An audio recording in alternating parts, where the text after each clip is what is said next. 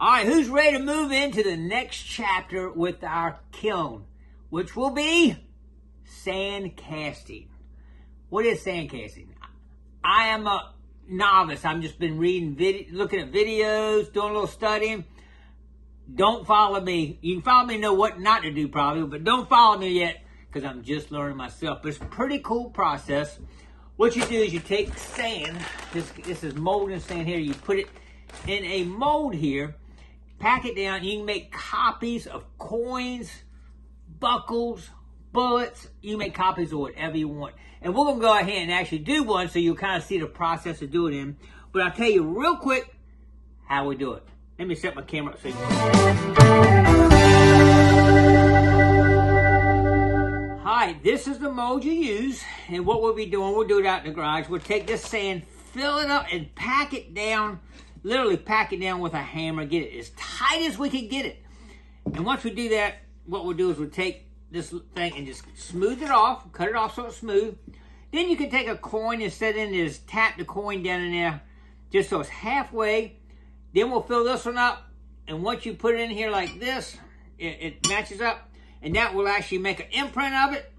We got a couple more steps we'll show when we do it, but and once you make an imprint, you come in and take it out, put it back in, and then pour. Once you put it together, you'll be pouring whatever metal you want to put, aluminum, copper, brass, silver, whatever we do it in. Well, first what we're going to do is silver, probably. But I want to show you one other thing. We actually could do anything that's symmetrical like this so you can see it's even. You imprint it that way. When the other comes on top and you take it out, you got both sides of the item. If it's a coin, you'll get both sides of the coin, whatever, and it'll make that picture. Now, this particular bullet is actually it's a silver bullet, but it's symmetrical. It's flat on the bottom. And I can actually do that in this mold. Take the bullet out and make a silver one or whatever we want it at. But on like a 3-ringer though, like this, you see it's got the hole in the back. That would be a problem because once I do it, when I pull it out, the sand that's packed in here is going to come out. But I got another process we're going to do with that.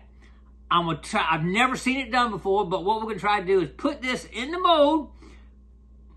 This might be the second. We might try this one first, but in the mold, we'll seal it up, put it in my aluminum kiln outside, and melt the lid out. Lid will melt over 600 degrees. It should drip out. We can flip it back over and pour another one in. So anyway, let's get out here and pack the sand in it and see how it works, because I've never done it. So let's go check it out right now. Here we go. All right, our first order of business is to fill this right here up with the clay and pack it down really tight. And we're going to do that right now. Here we go. Get it down in there good. We want to get all the way over the top of the edge of this. So we get a nice solid base here. But like I say, I'm just learning this myself. But I'm just watching videos. This is how they did it. They pounded it with a hammer to get it in there nice and tight. Well, see, I ain't quite. It's got a little bit of a divot over here, but it probably doesn't matter because the bullet will only be in the front part. I'm going to go over, pack this thing, and then we're going to cut it loose. Here we go. I think we got it pretty much in there. And what we should be able to do is cut this right here, like this, and we got a nice smooth surface. There it is. Now, the next step will be to put this bullet in here where we want it at. Now I'm going to use a little rubber mallet to pound it in there halfway down. So it is taking half of the bullet right there, and that looks pretty good. We'll have to have a pour hole in here, so what I'm going to do is I'm going to take this and go right to the tip of it right here where I can pour it in there. The next thing we'll have to do is put this on here like this. Oh, wait, we got one more thing we got to do. To get this to separate, we got to coat this with a film of like a talcum powder and to keep it so it separates. So let's do that next. All right, I'm going to try something I've never seen done. And this is probably one of those things they say, don't ever do that. But I'm actually going to use saran wrap so this will separate when we get ready. I'm afraid mixing talcum powder, baking, whatever you mix in here is going to eventually get inside this stuff, because you want to keep reusing this. If you start keep mixing a bunch of different separation powders in, I'm afraid it'll get to the point it won't stick good. So we're going to try something a little different, but we'll see how it works here. I'm going to stretch this out nice and tight so it's a smooth surface on the inside here. And we're going to pack, this will pack right around, I think, but we'll find out for sure. I'm going to kind of pack around that bullet really good and hard right here, right now. And certainly be able to pull it apart pretty easy with, I'm hoping. We'll see. This might not work. We might have to go back and do something different, but sometimes you got to go out and try some different things that people haven't tried, see if it works. I should have, maybe you could find online where somebody tried this and it didn't work. I don't know. We'll give it but the Gigmaster's going to give it a try. Here we go. All right, we'll get it all packed in here really good here. And we're going to cut this off right here. So that's ready. And the other hand, pack this in here. I've actually made something else they don't tell you to do, but I'm going to do. Is I built a couple backings for these things. Once I clear off that I can actually hold it together with, and they apparently you don't have to do that, but I don't know, I'm gonna feel safe for doing that. And we got this in here that should allow us to pour the chemical through there. Just get a little bit more up in here, I think. All right, I think we got it pretty packed around that bullet pretty good. So we should just be able to cut this off right here again. Now we should be able to separate this. And it's separating very easily, for sure. And we had the bullet in here, the mold here. And the question is, how good a imprint did it make there? And we may have to do something different on that. I don't know. Let's see how this looks in here first. It looks about the same, actually. Not a lot of difference. Let's see. I don't know. That one might be a little sharper. It's symmetrical all the way around. So I guess what I'm going to do, I'm going to kind of just ease it. And that's probably not what you're supposed to do either. Give it just a little bit better imprint in there. Okay, now when we put this back together, it should be ready to pour. Oh, but we want to make one thing real quick first. We want to make sure that we have a good flow through here. So I'm going to play with this just a little bit to get when we pour it, we got a good flow going through here. Down to the bullet. Like that. We'll have to clean that up a little bit once we get there, but that's all right. We can do that. I had it a little bit deeper here than I did. It wasn't quite half. It was a little bit more that way, but it really shouldn't matter. Let's see what we got here. Looks good, though. Let's go ahead and put this back together.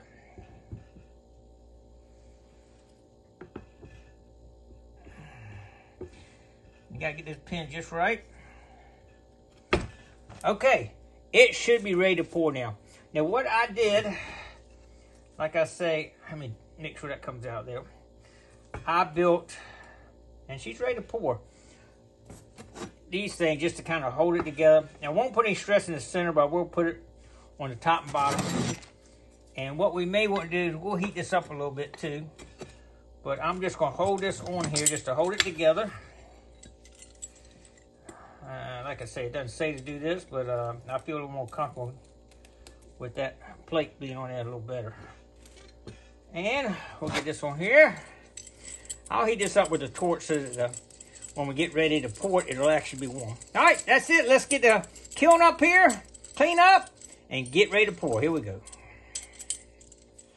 All right, for our first test pour, we're going to use aluminum. I haven't had any melt aluminum here, but aluminum melts at 1220 degrees, so we're going to use a little bit lower temps, and we're going to give it a try at that aluminum first and see how it works. And then we'll move up to the higher temp metals and see how they do. All right, let's get enough in here to do it. Get it heated up, and we'll get it. Here we go. All right, we should be hot enough now. Let's see what happens. Here we go. All right, let's get this one here. We got a couple other things we can actually pour here if it works out. Here we go. We're going to start with this right here, though. Whoa, I hear something in there. I'm going to pour a little bit in this if it got any left. Nah, she's hardening up now. Come on, get out of there. All right, we got it all poured. Get everything else out of it. Well, a little bit left now. Try to clean it out best I can here. All right, let's shut everything down here, and we'll see what we got. Stay tuned. Here we go. All right, as you can see, we got it filled right to the top there. Got a little bit left of that. I was going to try to pour a heart here, but didn't quite have enough, or started to congeal too fast. I got some other things to try, but that'll be for another video. We're just going to see how this looks. So let's let this cool down enough to harden, and we'll check it out. All right, let's see what we got. We got it cooled down enough, I believe. She's still a little bit warm. Still a little warm. I know that the it's starting to be hard now. Let's see. Ooh, it came up. Look at that. But it's black. Why is it black? Oh, that's just some carbon. Oh, it's not looking bad. Look at that. Let's see if we can take it out of this mold. It's not looking bad, though. It's going to clean up nice, I think.